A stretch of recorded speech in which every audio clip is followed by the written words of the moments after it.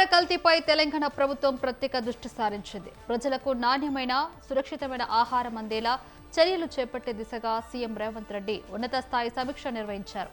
రాష్ట్రంలో ఆహార కల్తీ ఘటనలు, ఫుడ్ సేఫ్టీ విభాగం చేపడుతున్న తనిఖీలు, చట్టాల అమలు, నిబంధనలు ఉల్లంఘించే వారిపై తీసుకుంటున్న చర్యలపై అధికారులు సీఎంకు వివరాలు అందించారు.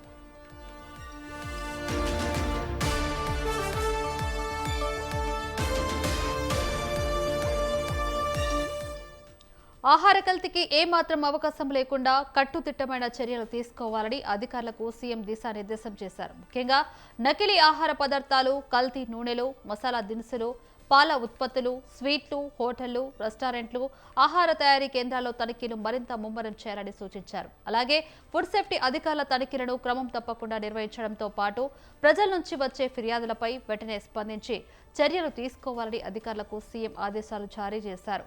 ఆహార కల్తీకి పాల్పడే వారిపై కఠిన చట్టపరమైన చర్యలు తీసుకోవడంతో పాటు అవసరమైతే సంబంధిత చట్టాలను మరింత బలోపేతం చేసే అంశంపై సమావేశంలో చర్చించారు.